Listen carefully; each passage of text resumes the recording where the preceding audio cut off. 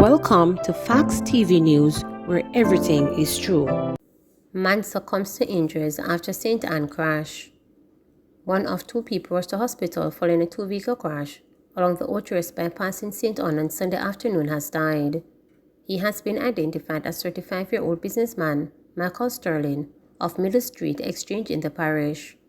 The police are reporting that about 2 p.m., the vehicle in which Sterling was traveling collided head-on into a BMW motor vehicle heading in the opposite direction. It is alleged that the BMW was overtaking a line of traffic when it crashed into the vehicle which Sterling was driving. The occupants of both vehicles were taken to hospital, where Sterling was pronounced dead. One of his former classmates, Sandrine Jackson, said she had been praying that he would have survived the crash. Up to now, me can't believe. A long time me know him, where I come from prep school, and him always a give joke and make people laugh, and them something they. Me just feel hurt right now. Me nah lie, she told reporters. She said she had always admired his work ethic. When they talk about ambitious, hardworking, and him that is a youth where always a try to make himself better. Him did have one restaurant, and more while, and him a deliver him food them same way. If you know him, you know say him and that man they will always want something out of life. It just sad star. Can only pray for his family right now, she added.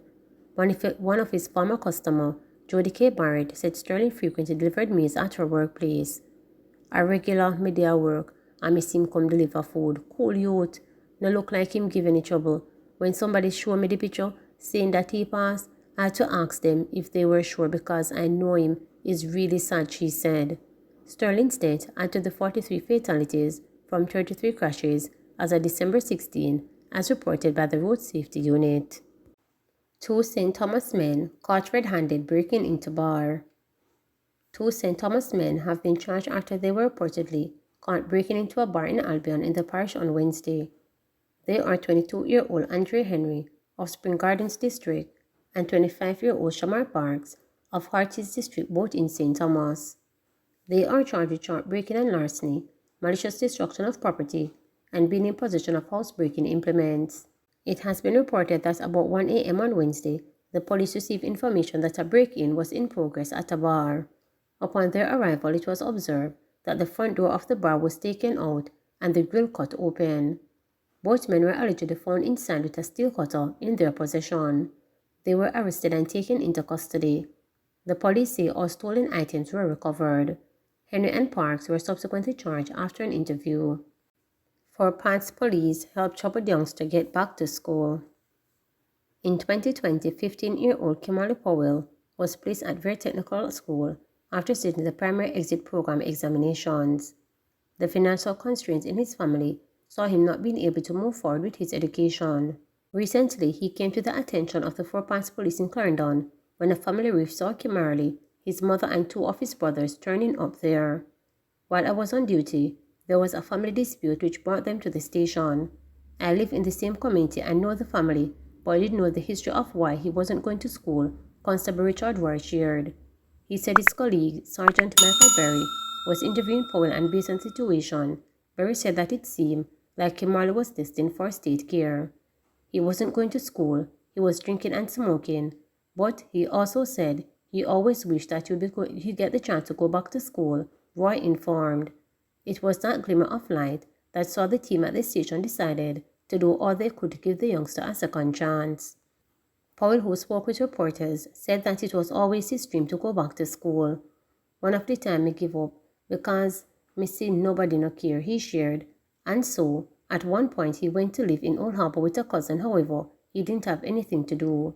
I am very, very happy now that I am going to school. Sometimes I wish I had my own money to do everything each day, he said. Constable Roy is also crediting Rosemary Nichols, aka Denise from the community, who he says is so happy that Paul is back in school. She makes it her duty to assist with his lunch money.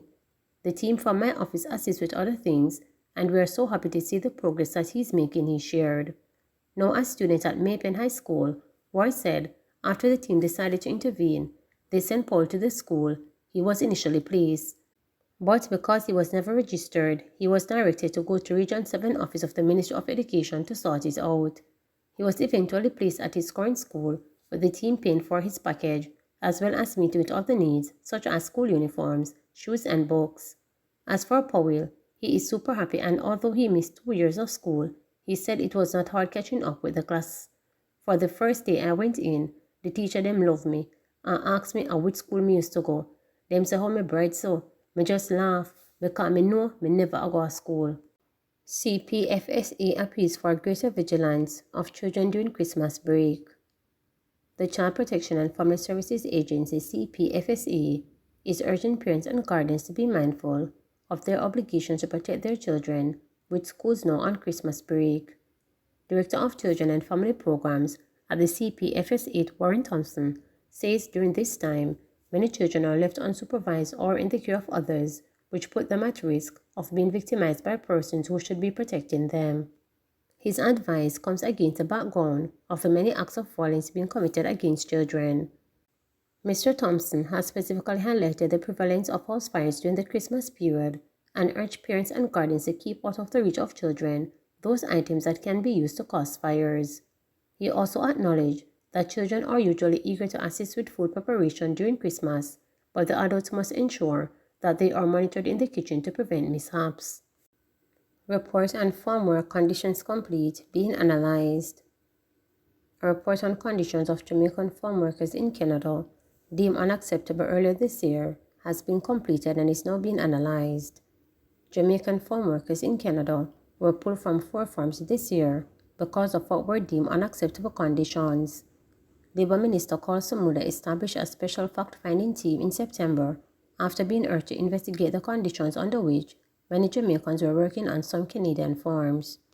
President of the Jamaica Confederation of Trade Unions, JCTU, Helen Davis White, who chaired the 7-member team, told reporters on Friday that she received the report Thursday night. She says the fact-finding team is working to complete their analysis of findings and recommendations by the end of 2022. Mrs. Davis White says part of the survey was also conducted in Jamaica after the last members of the team returned to the island on October 24, following a 2-week visit to Canada.